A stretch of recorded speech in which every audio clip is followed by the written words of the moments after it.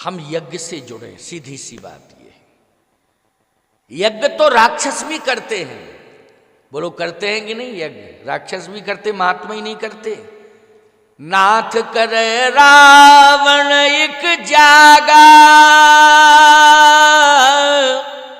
सिद्ध होए नहीं मरे अभागा। नाथ करे रावण एक जागा, रावण भी तो यज्ञ कर रहा है, लेकिन वो रावण जो यज्ञ कर रहा है वो तामसी यज्ञ कर रहा है। कौन सा यज्ञ कर रहा है? तामसी यज्ञ कर रहा है। तामसी यज्ञ विनाश के लिए किया जाता है और सात्विकी यज्ञ सृष्टि के विकास के लिए किया जाता है। इसलिए यज्ञ सात्विकी करना चाहिए।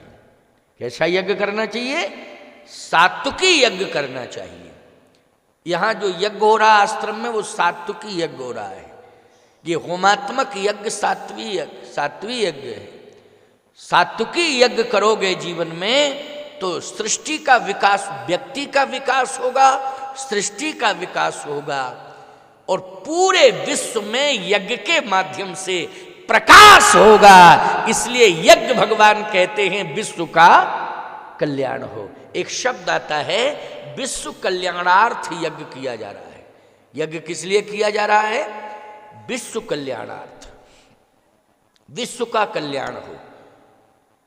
यज्ञ के माध्यम से ये नारा दिया जाता है धर्म की जय हो, अधर्म का नाश हो, प्राणियों में सद्भावना हो और विश्व का कल्याण हो। ये यज्ञ के माध्यम से ही महापुरुषों ने नारा बुलंद किया। किसी राजनीतिक मंच से बोलो, कभी ये नारा किसी पार्टी ने दिया कि धर्म की जय हो, अधर्म का नाश हो? बोलो भाई, है जय हिंद, जय भारत, जय जवान, जय किसान, हम दो हमारे दो, हैं पता नहीं क्या क्या है, नहीं बहुत सारे नारे हैं, बोलो हैं कि नहीं? लेकिन जब जब भी यज्ञ होता है तब यज्ञ के मंच से ये संतों की वाणी से ये सिंह गर्जना होती है कि धर्म की जय हो, अधर्म का नाश हो, प्राणियों में सद्भावना हो और विश्व का कल्याण हो। ये यज्ञ भगवान ने ही हमें संदेश दिया है। विश्व कल्याण के लिए यज्ञ किया जाता है। तो विश्वामित्र जी महाराज अपने कल्याण के लिए राम जी को लेके नहीं गए थे। राम जी को किसके लिए? यज्ञ की रक्षा के लिए और विश्व के कल्याण के लिए। तो भगवान राम स्मरण दिला रहे हैं कि आपने ही तो अपने हाथ से विश्वामित्र जी के हाथ में मेरा हाथ दिया था। और विश्वामित्र जी यही कह रहे थे, असुर समूह सतावहि मोही, और मैं याचन आयु नप तो ही, अनुज समेत देहु रघुनाथा, निश्चर बध में हो वसना था। तो सुन राजायति प्रिय वाणी, हृदय कंप मुख दुति कुम्हलानी, चौथे पन पायु सुत चारी, विप्रवचन नहीं कहेऊ बिचारी, आदि आदि। विश्वामित्र जी महाराज अपनी रक्षा के लिए नहीं। अच्छा एक बात बताओ, राक्षसों ने, किसी भी राक्षस ने विश्वामित्र जी के ऊपर वार किया कभी? प्रमाण बता दो जरा। कभी घायल किया हो, कभी हाथ पांव फ्रैक्चर हो गए हो? हाँ भाई, कोई प्रमाण मिला हो तो बताओ। लेकिन विश्वामित्र जी की उपस्थिति में, सन्निधि में यज्ञ हो रहा है, लेकिन उस यज्ञ को नष्ट कर रहे हैं। किसको नष्ट कर रहे हैं? यज्ञ को नष्ट कर रहे हैं। इसका मतलब यह है कि विश्वामित्र जी महाराज अपने जीवन से ज्यादा महत्वपूर्ण यज्ञ को समझते। विश्वामित्र जी कहते हैं कि मुझे नष्ट कर दें तो चिंता नहीं है, लेकिन मेरे सामने यज्ञ नष्ट होता है, इस बात की मुझे बहुत बड़ी चिंता है और बहुत बड़ा कष्ट है। सीधी सी बात भैया, जीवन में व्यक्ति नष्ट हो जाए ये ज़्यादा सोचने की बात नहीं है। वो तो व्यक्ति आएगा सुझाएगा ही, लेकिन धर्म नष्ट हो जाए तो ये अफसोस की बात है। बोलो है कि नहीं? ये किसकी बात है? अफसोस की बात है। व्यक्ति महत्वपूर्ण नहीं है, धर्म महत्वपूर्ण है, क्योंकि धर्म ही बताता है ये मेरी बहन है। कौन बताता है? ये धर्म। ये मेरी बहन है। धर्म ही कहता है ये मेरी बेटी है। धर्म ही कहता है ये मेरी मां है। अच्छा, ईमानदारी से बताओ, अगर धर्म चला जाए तो मां बेटी बहन की पहचान समाप्त हो जाएगी कि नहीं हो जाएगी? बोलो। पशुवत विचार हो जाएंगे कि नहीं हो जाएंगे? क्योंकि पशु मां बहन बेटी पर विचार नहीं करता है। इंसान ही एक ऐसा होता है, मनुष्य ही एक ऐसा होता है जो ये जानता है कि ये बहन है, ये मां है, ये बेटी है, ये पत्नी है। क्योंकि ये पहचान कौन कराता है? मानव के जीवन में जो धर्म होता है वही पहचान बताता है कि ये परिचय है। इसलिए बोलो, धर्म महत्वपूर्ण है कि ये जीवन महत्वपूर्ण है? जल्दी बोलो। धर्म महत्वपूर्ण है, ये जीवन महत्वपूर्ण नहीं है। और याद रखना, धर्म चला जाए और जीवन बचा रहे और संबंध अगर आपके विषाक्त हो गए तो ये जीवन मृतक समान है। ये शरीर कैसा है? जीवित रहते हुए भी मुर्दे के समान है। ये इसका कोई अस्तित्व नहीं है, कतई अस्तित्व नहीं है इसका। इसलिए कहता हूं कि यज्ञ से हमारा धर्म सुरक्षित है। किससे धर्म सुरक्षित है? यज्ञ से। इसलिए यज्ञ से जुड़े रहना, हमेशा यज्ञ के प्रति समर्पण करते रहना।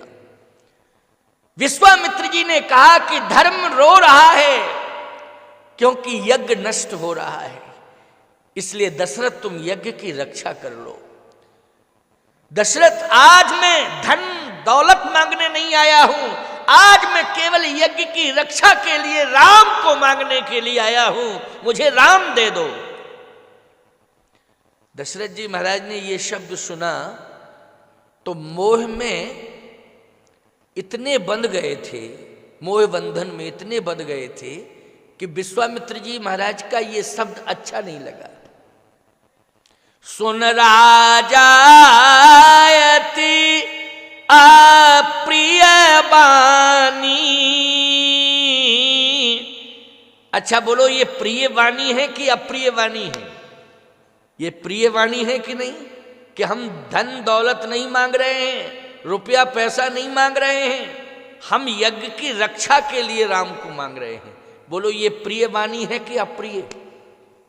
ये प्रिय वाणी है, लेकिन प्रिय वाणी अप्रिय वाणी लग रही है। प्रिय वाणी कैसी लग रही है? अप्रिय वाणी। कभी कभी बड़ी कंडीशन खराब हो जाती है समाज में। जैसे घर के अंदर से आवाज आई, घर के अंदर से आवाज आई, कान लगाए तुमने, तुम बाहर बैठे, ये क्या हुआ अंदर? कहीं बर्तन गिरे। अच्छा, बर्तन गिरे? बर्तन गिरे, किसने गिराए बर्तन? अब नौकर ने अगर बर्तन गिराए तो तुम खरी खोटी सुनाओगे कि नहीं? जल्दी बोलो, क्योंकि उसके प्रति तुम्हारा मोह नहीं है। समझ रहे हो कि नहीं? और पत्नी ने अगर बर्तन गिराए हो तो कोई बात नहीं, कोई बात नहीं, कोई बात नहीं, कोई बात नहीं, उसके प्रति तुम्हारा मोह है। समझ गए? और नौकरानी ने यदि बर्तन गिराए तो खरी खोटी कल से मत आना, नुकसान करती है। यहां पैसा देता हूं, फोकट में काम नहीं करती है, कल से मत आना, नुकसान कर दिया। 50 खरी खोटी सुनाओगे। क्यों? तुम्हारा पत्नी से मोह है। बोलो, है कि नहीं? ओ मोह है तो तुम्हें बर्तन प्रिय नहीं है, पत्नी प्रिय है। क्यों भाई? बर्तन प्रिय है कि पत्नी? जल्दी बोलो, खुल के बोला करो जरा, क्यों डरते हो? बात जो सही है वो सही है, बात तो बिल्कुल सही है। मोह जिससे होता है, मैं एक बात बताऊं आपको, आपके बेटे ने, पुत्र ने संपत्ति नष्ट कर दी, आप क्या कहोगे? चलो कोई बात नहीं बेटे, आखिर तुम मेरे ही बच्चे तो हो, संपत्ति में तुम्हारे लिए ही तो कमा रहा था, अब तुम्ही ने नष्ट कर ली तो कोई बात नहीं, कमाई तो तुम्हारे लिए थी, तुम्हारे लिए कमाई थी। लेकिन अगर पड़ोसी का बेटा तुम्हारी संपत्ति नष्ट कर देगा तो FIR करोगे कि नहीं करोगे उसके खिलाफ? जल्दी बोलो, जल्दी बोलो। फिर ये थोड़ी कहोगे कि मेरा बेटा पड़ोसी का बेटा बराबर, कोई बात नहीं। क्यों? मोह किसके प्रति है? संपत्ति के प्रति मोह नहीं है, मोह है संतान के प्रति। बस बात यह है कि दशरथ जी का मोह किस नहीं देना चाहते। वो कहते राज्य चला जाए, संपत्ति चली जाए, विश्वामित्र जी खजाना ले जाए, लेकिन मेरे बेटे को न ले जाए। अच्छा बोलो, बेटा बीमार होता है तो तुम डॉक्टर से क्या कहते हो? जमीन जायदाद सब चली जाए, डॉक्टर साहब बेटा ना जाए, इसकी रक्षा करो। क्यों? यही कहते हो कि नहीं कहते हो? बेटा ना जाए, जमीन जायदाद रुपया पैसा जो भी जाना हो चला जाए, लेकिन बेटा ना जाए। कुछ लोग तो यहां तक कह देते हैं कि मेरा जीवन भले ही चला जाए, बदले में प्राण बच जाए, मेरे प्राण चले जाएं लेकिन मेरे बेटों के प्राण, मेरे बेटे के या मेरी संतान के प्राण बच जाए। क्यों? ये बात है कि मोह है। किसके प्रति मोह है? संतान के प्रति मोह है। भैया एक बात बताएं, लेकिन शास्त्र क्या कहता है? शास्त्र यही कहता है, सामान्य से सामान्य बात भी महत्वपूर्ण हो जाती है प्यारे, जब उस बात को आप धर्म से जोड़ देते हैं। तो सामान्य से सामान्य बात भी महत्वपूर्ण बन जाती है। कब? जब आप उसे धर्म से जोड़ देते हो। हरिश्चंद्र की सामान्य से सामान्य बात है। तारा ने कहा कि क्या कर रहे हो आप, मुझे डांट रहे हो कि मुझे कर चाहिए, लेकिन समझ नहीं रहे हो ये पुत्र है, समझ नहीं रहे हो पहचान खो दी है, मैं पत्नी हूं। हरिश्चंद्र ने यही तो कहा था कि मैं जानता हूं कि ये पत्नी तू है, तू मेरी पत्नी है, ये पुत्र है, लेकिन मैं पत्नी और पुत्र का त्याग कर सकता हूं, जब तक जिंदा हूं तब तक धर्म का त्याग नहीं कर सकता हूं। इसके लिए मुझे कुछ भी करना पड़े। बोलो सामान्य सी बात कितनी महत्वपूर्ण बन गई कि मैं धर्म नहीं छोड़ सकता हूं। विश्वामित्र जी ने जैसे ही राम जी को मांगा तो इतना अप्रिय शब्द लगा दशरथ जी को कि तुलसीदास जी महाराज लिख रहे हैं, भगवान शंकर कहते लिखो, ये मैंने सुना ही नहीं है, आंखों से देखा भी है कि सुन राजा अति प्रिय बानी, हृदय कंप मुख दुति कुम्हलानी। चेहरा सूख गया, कांपने लगे, पसीना एकदम आ गया। अच्छा बोलो, ये हार्ट अटैक के लक्षण है कि नहीं? हाँ, हार्ट अटैक के लक्षण तो यही है नहीं? जैसे एकाएक कोई बात सुनकर के धक्का लगे, चेहरा सूख जाए, पसीना आ जाए, कांपने लग जाओ, तो ये अटैक है। और मैं कहता हूं दशरथ जी को पहला अटैक यही हुआ, और तीसरे में तो चले ही गए वो, तीसरे में चले गए वो। पहला अटैक जब विश्वामित्र जी ने राम जी को मांगा, दूसरा अटैक जब कैकेयी ने राम को वन भेजने का वरदान मांगा। क्यों भाई? दूसरा अटैक। और तीसरा अटैक जब सुमंत जी वापस आए, बोले राम लौटे नहीं, तो तीसरे अटैक में चले ही गए। बोलो चले गए कि नहीं चले गए? डॉक्टर लोग कहते हैं क्यों भाई, अवधेश क्या प्रमाण है? तीसरे अटैक का प्रमाण है, हैं? तीसरे अटैक का प्रमाण माना जाता है कि तीसरा अटैक नहीं आना चाहिए, अगर तीसरा अटैक आया तो व्यक्ति बचेगा नहीं। कुछ लोग तो ऐसे हैं कि जो पहले ही में चले जाते हैं, और कुछ लोग ऐसे हैं कि अटैक पर अटैक होते रहते हैं फिर भी क्यों भाई? अटैक पर अटैक होते रहते हैं लेकिन फिर भी डटे रहते हैं। क्यों भाई? डटे रहते हैं कि नहीं डटे रहते? जाको राखे साइया मार सके ना कोई, बाल ना बांका कर सके चाहे जो जग बैरी होए। सीधी सी बात यह है, कितना ही कोई अटैक क्यों ना करे, लेकिन भगवान यदि रक्षक है तो उसका कुछ भी बिगड़ता नहीं है। दशरथ जी महाराज ने कहा, महाराज प्राण ले लो, राम को मत लो। देह प्राण ते प्रिय कछु नाही, सो मुन देव निमिख माही। ये प्राण से ज्यादा प्रिय कुछ नहीं है, प्राण ले लो।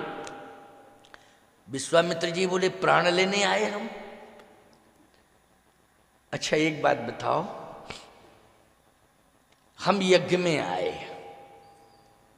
यज्ञ में आए, क्या लेने के लिए आए हैं? यज्ञ की कृपा लेने आए हैं। क्या लेने आए हैं? यज्ञ की कृपा लेने आए, प्राण लेने नहीं आए किसी का।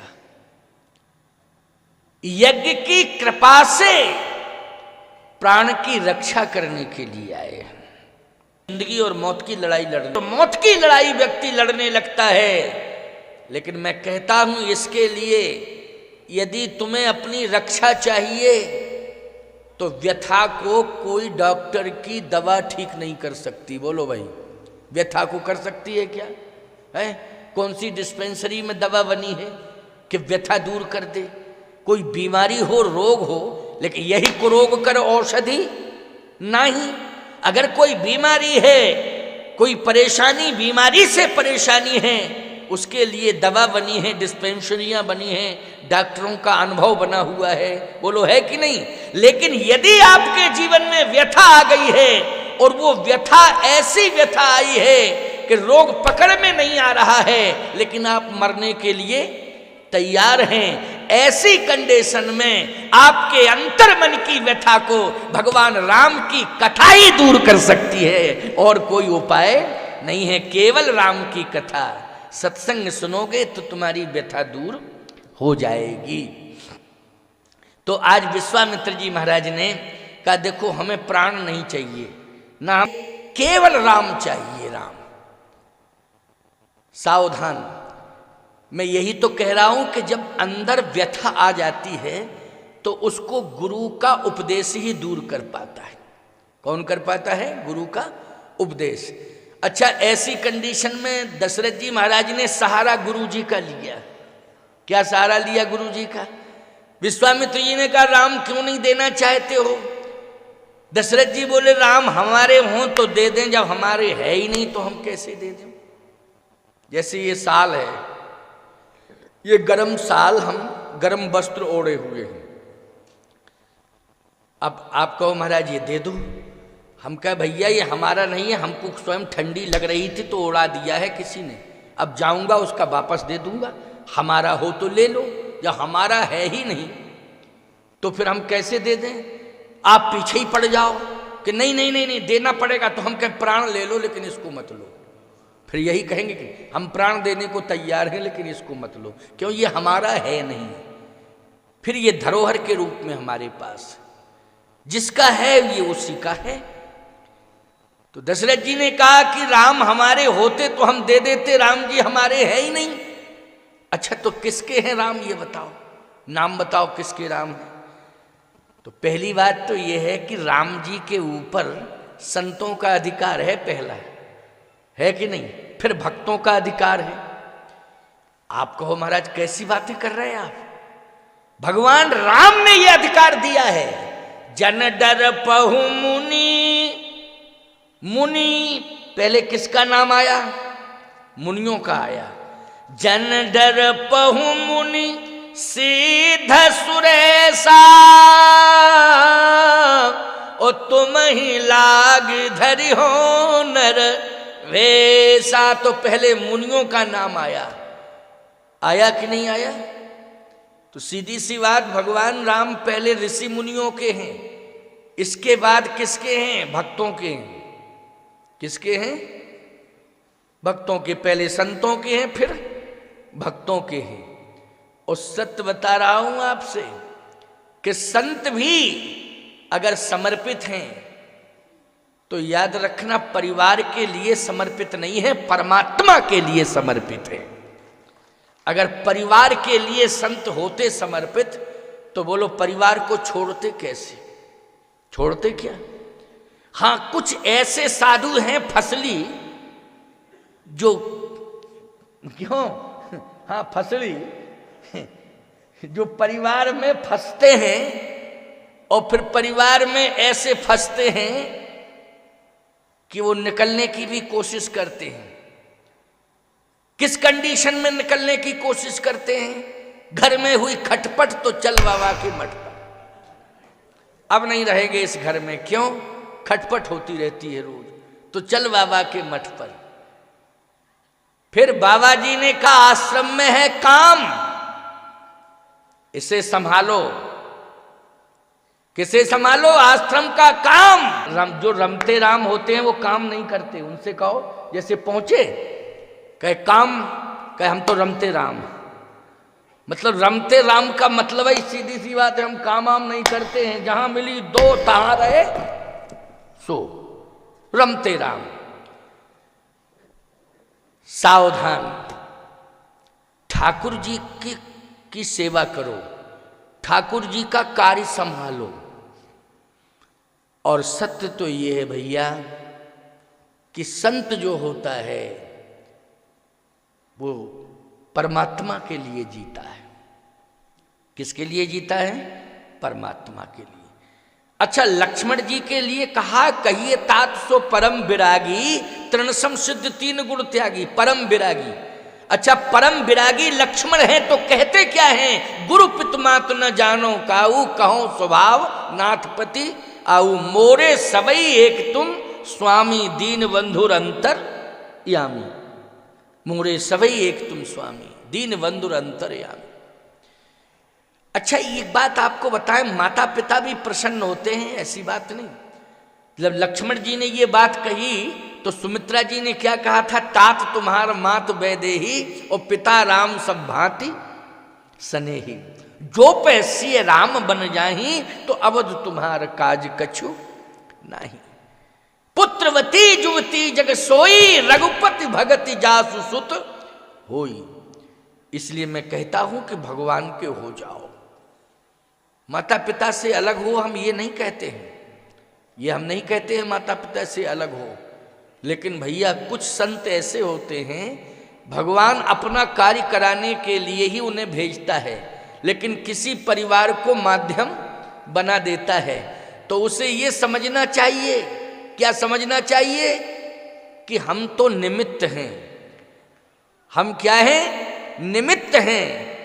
लेकिन जो भी आया है भगवत कार्य करने के लिए, वो भगवान ने उसे मुझे निमित्त बना करके भेजा है। लेकिन ये मेरा नहीं है, ये तो भगवान का है। इसलिए भगवान की वस्तु को हमें भगवान के कार्य के लिए ही समर्पित कर देना चाहिए। तो दिए वस्तु गोविंदम तुभ्यमेव समर्पित। गोविंद की वस्तु गोविंद के लिए समर्पित है, भगवान की वस्तु भगवान के लिए समर्पित है।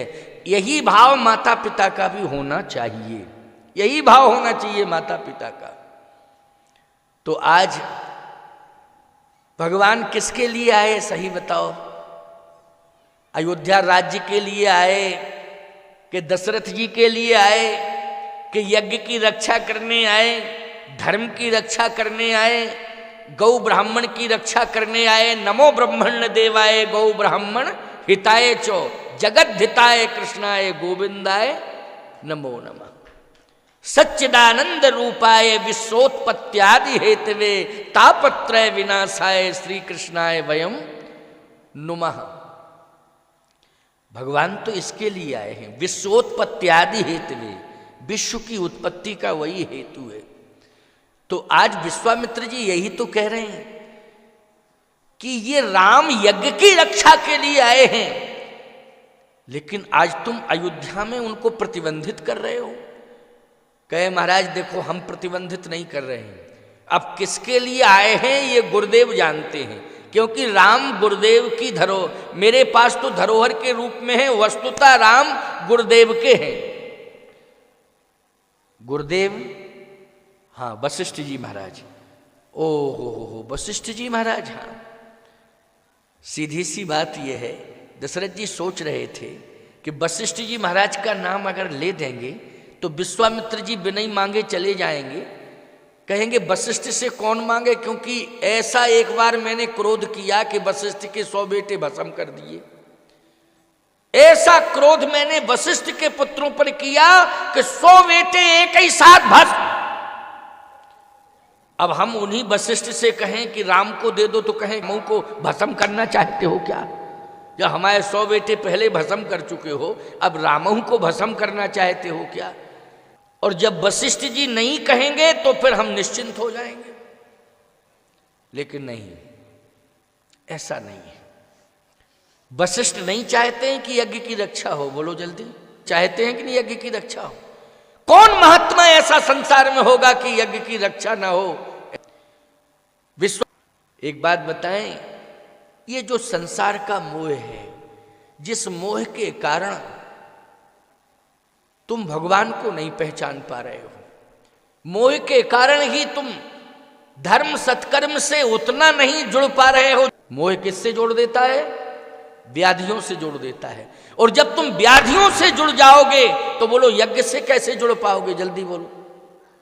चाहते हुए भी यज्ञ से जुड़ नहीं पाओगे, क्योंकि व्याधियों ने तुम्हें परेशान कर रखा है। और जब व्याधियों ने तुम्हें परेशान कर रखा है तो यज्ञ से तुम कैसे जुड़ पाओगे? ये मोह सकल व्याधन कर। लेकिन इस मोह को यदि दूर करना है, मोह से दूर रहना है, इसके लिए उपाय केवल राम कथा है, सत्संग है, बस यही विकल्प है और कोई विकल्प नहीं है।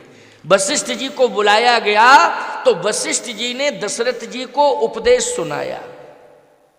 क्या सुनाया? उपदेश। तब वशिष्ठ बहुविधि समझावा, नृप संदेह नास कह पावा।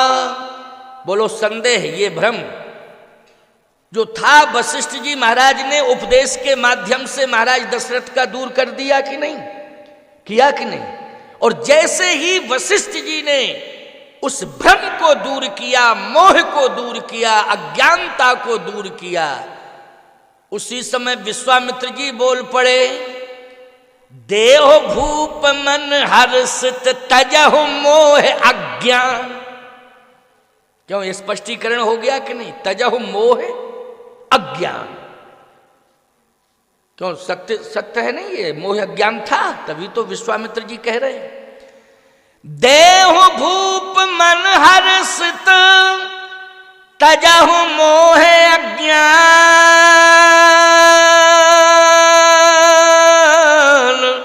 धर्म सुजस प्रभु तुम कहाँ, इन कहयति कल्याण। धर्म सुजस, आपको यश मिलेगा और धर्म की रक्षा होगी और इनका कल्याण होगा। लेकिन इस अज्ञान के कारण, मोह के कारण आज अपयश के पात्र मत बनो। और वशिष्ठ जी ने भी कहा, राजन, ये राम केवल पुत्र बन के ही नहीं आए हैं, तुम ये मत सोचना कि ये पुत्र हैं।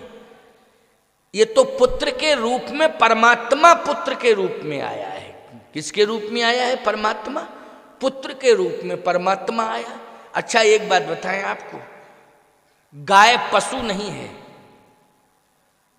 लेकिन 33 करोड़ देवता ही बोलो गाय के रोम रोम में समाहित हुए, और वो गौ माता को स्वर्ग से ले आए कि नहीं ले आए?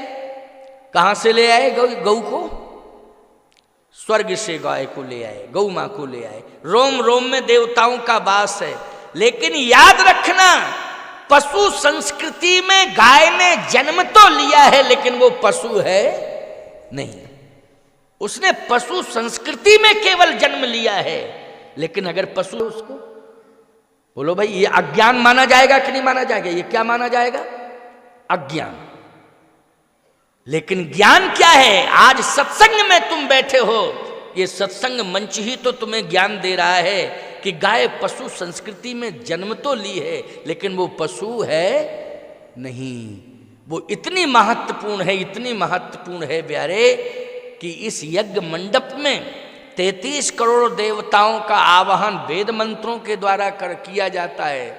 तब देवता आते हैं, वो कुंटलो हविष्यान इनको दिया जाता है, बोलो आहुति के रूप में। इसके बाद भी शायद एकाध देवता कोई संतुष्ट ना हो। क्यों भाई? शायद कोई एकाध देवता रह जाए फिर भी। लेकिन एक बात मैं आपको बता देता हूं, इन देवताओं को संतुष्ट करने में एड़ी चोटी का पसीना आपको एक करना पड़ेगा, और इसके बाद भी शायद कोई ना कोई असंतुष्ट रह जाए, पूरे संतुष्ट ना हो। लेकिन रोम रोम में समग्र देवताओं का वास है गौ माता के। अगर आपने एक गौ माँ को बड़ी सरलता सहजता से संतुष्ट हो जाती हैं, उनको संतुष्ट करने में कोई ज़्यादा प्रयास नहीं करना पड़ता है। लेकिन एक ही गौ माँ को अगर आपने सेवा करके उनको दिव्य भोजन प्रसाद दे करके संतुष्ट कर दिया, तो 33 करोड़ देवता अपने आप संतुष्ट हो जाएंगे, फिर सबको संतुष्ट करने की जरूरत नहीं पड़ेगी। तो कहने का मतलब ये अज्ञान है कि अगर तुम पशु मानते हो, पशु संस्कृति में उसका जन्म हुआ है, लेकिन वो पशु नहीं है। ऐसे वशिष्ठ जी कहते हैं कि राम तुम्हारे यहां आए हैं, वो पुत्र बन के आए हैं, वास्तव में वो पुत्र नहीं है, पुत्र बने हैं, वो साक्षात परमात्मा है जो जगत कल्याण के लिए आया है। हे दशरथ, अज्ञानता को दूर करो, ये मोह को दूर करो। दशरथ जी की आंखें खुल गईं, उन्होंने राम जी का हाथ पकड़ा और विश्वामित्र जी के हाथ में सौंप दिया। बोलो सौंप दिया कि नहीं सौंप दिया? लेकिन ये अज्ञानता और मोह आदि का बंधन, इससे मुक्ति कब मिली महाराज दशरथ को? जब संत वाणी सुनी, सत्संग सुना, तब इसलिए मैं कहता हूं कि सत्संग को सुनिए, सत्संग सुनते रहिए। सत्संग समय समय पर हो तो जरूर सुनना चाहिए। इससे क्या होता है? मोह अज्ञान दूर होता है। इसलिए मोह अज्ञान से जब